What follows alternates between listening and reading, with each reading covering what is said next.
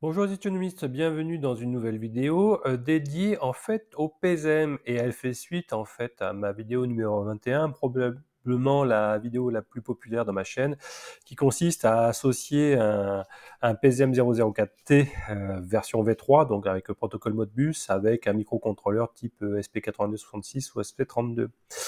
Et en fait, je me suis aperçu qu'avant d'aller vous présenter la vidéo sur le PV Brain, dans celui-ci comportait avec une section avec deux PSM, et je me suis dit tiens, ça sera l'occasion idéale pour faire une vidéo dédiée, spécialisée pour comment configurer sous ESP-HOME eh bien, plusieurs PSM 004T, donc pour mesurer des tensions alternatives et des tensions et des courants alternatifs. Donc, ça a fait l'objet de cette nouvelle vidéo qui fait suite à la vidéo 21. Et en aparté, j'ai trouvé une vidéo qui est assez sympa, qui consiste à vous montrer deux modifications à faire sur le PSM 004T. Évidemment, cette vidéo, je vous la mettrai en lien.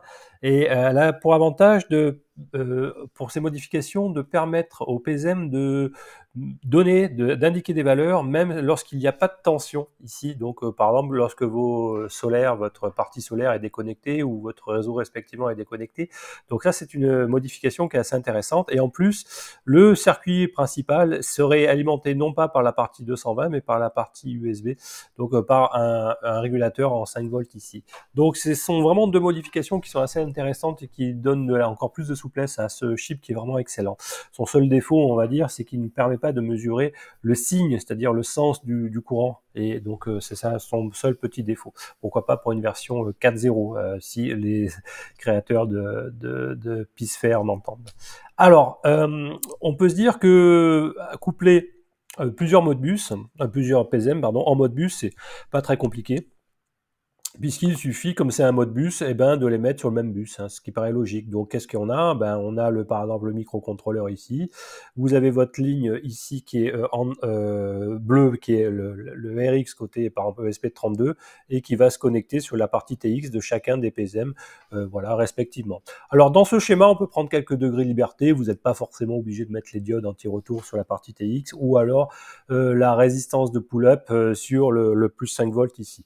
Donc, je vais vous montrer que dans le cas pratique, ça marche sans ces éléments-là et pas besoin d'aller tirer avec la résistance de tirage. Donc, on peut se dire que finalement, vu ce montage, c'est vraiment l'utilisation directe d'un bus de communication type Modbus et ça devrait marcher. Et on peut se dire, bon, il suffit d'aller modifier un peu le code de ce que je vous ai donné en 21. Alors, je vais vous montrer les grandes lignes. Alors, ceux qui débutent en ESP-HOME, je vous invite fortement à aller voir cette vidéo 21 parce que je explique vraiment les basiques, comment les flasher, etc. Et donc, si vous découvrez ESP-HOME au travers de cette vidéo, donc je vous conseille vraiment d'aller voir mes anciennes vidéos, notamment la 21. D'accord?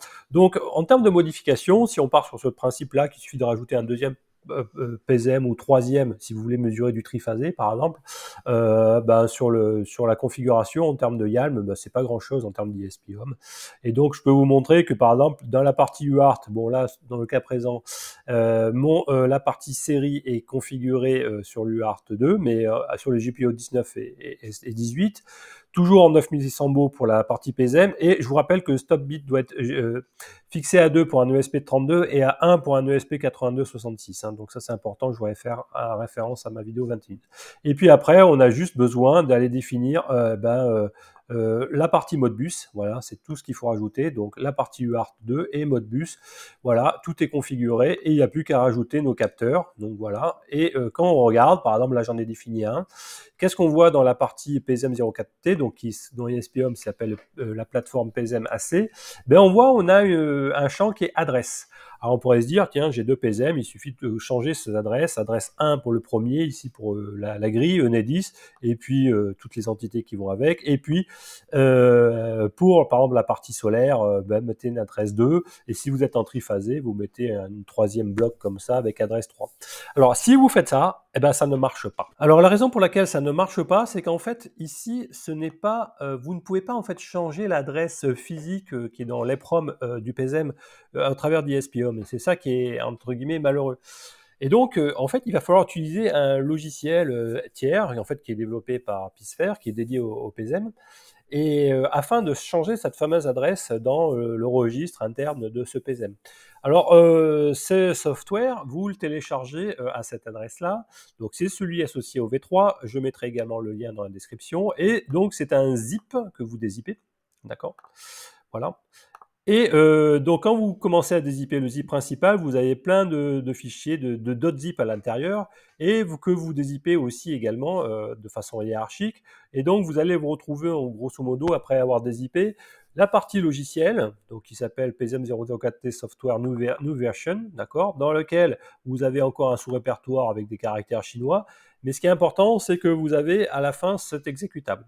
Alors, très important, pour pouvoir l'exécuter, il faut éventuellement cliquer bouton droit sur Run, donc, et bouton droit, excusez-moi, exécuter en mode administrateur. Et une fois que c'est fait, vous recliquez sur le point exe, toujours bouton droit, et exécuter en mode administrateur pour pouvoir l'exécuter correctement.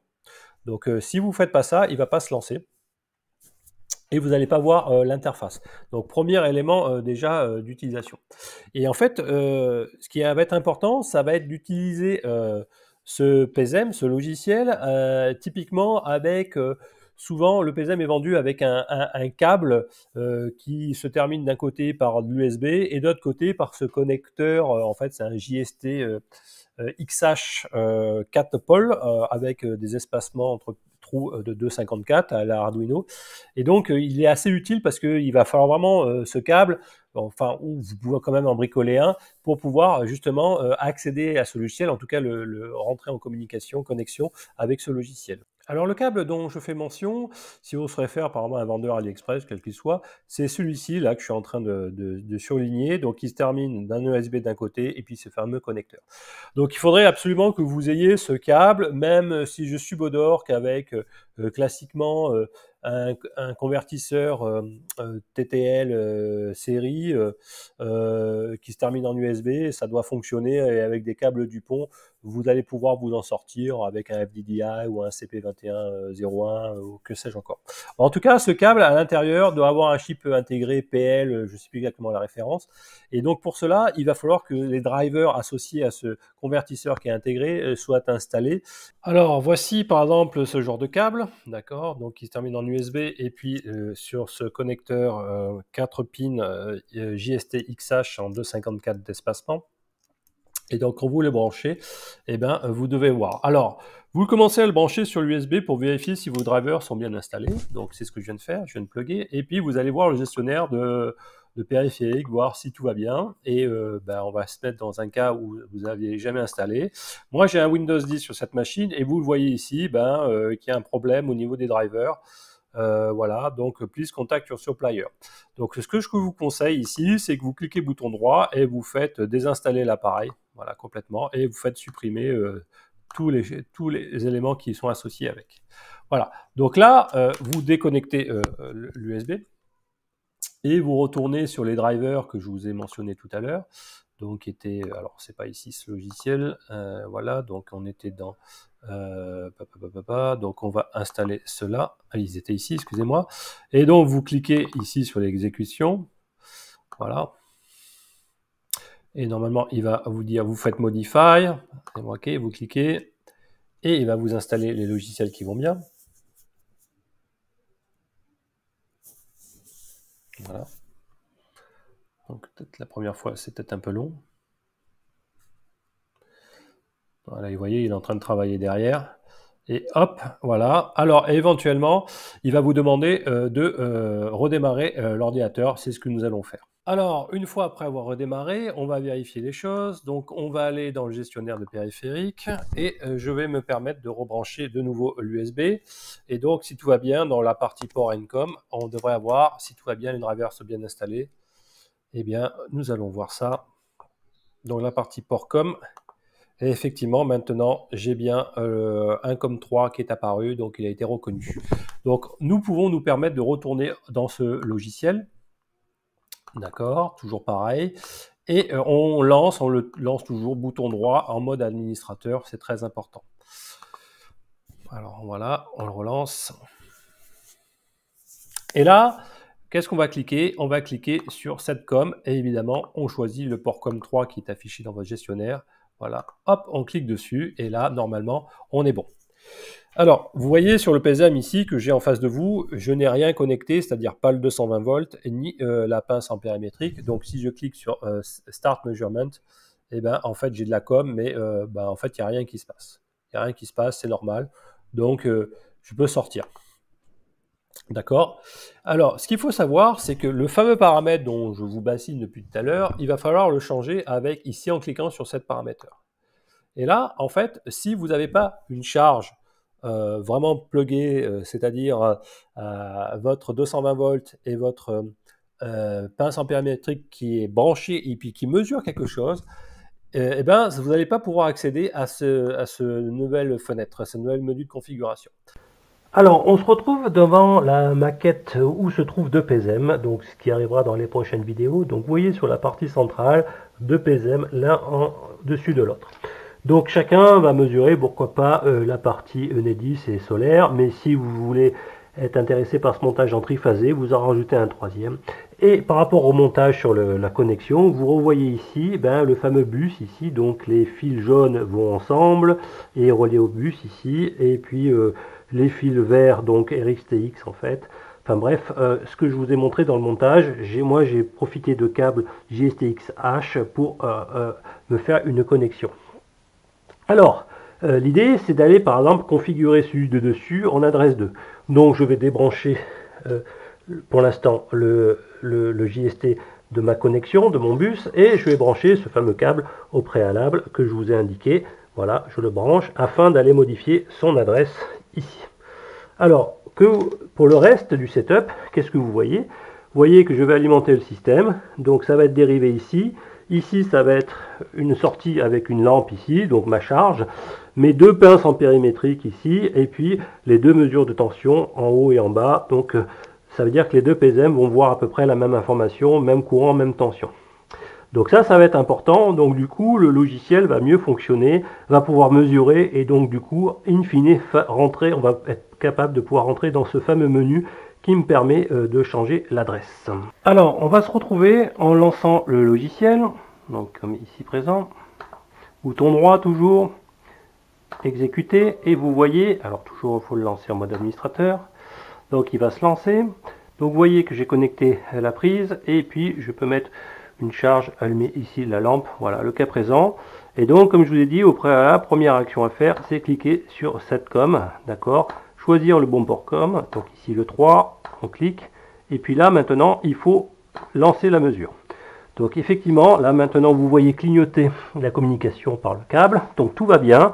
Vous faites l'acquisition de quelques mesures et vous faites cliquer Exit mesure. Voilà. Maintenant, une fois que toutes ces étapes sont faites, vous pouvez enfin cliquer sur Set Parameters. Et là, le menu va apparaître et le fameux champ où vous allez pouvoir changer l'adresse est ici. Donc là, je l'ai déjà fait, mais au préalable, tous les PSM sont réglés avec l'adresse à 1. Et ici, vous cliquez sur 2, vous mettez 2 et vous cliquez sur OK. Et donc là, il va mettre les choses en mémoire, il va écrire sur les proms. Donc, c'est vraiment cette condition à réaliser pour pouvoir enfin faire dialoguer deux PSM sous ESP-HOM. Sans cette modification de changement d'adresse par ce logiciel, vous n'arriverez pas à les faire communiquer. Pire, en fait, quand vous allez mettre votre connecteur le deuxième connecteur dans votre bus, et le deuxième PSM va vous faire planter tout le système. Donc, et vous n'allez pas comprendre qu'est-ce qui va se passer. D'accord? Donc maintenant que j'ai fait ça, je vais pouvoir débrancher la charge tranquillement et déconnecter mon câble qui m'a permis de changer l'adresse et reconnecter maintenant le câble de mon bus. Et maintenant je suis capable d'aller mesurer, configurer dans ESP-HOM la petite modification et vous allez avoir les mesures qui va arriver. Voilà, vous les avez enfin arrivé, donc tout fonctionne, vous avez la remontée des deux PSM. Voilà, j'espère que cette vidéo vous a été utile et puis je vous dis à bientôt.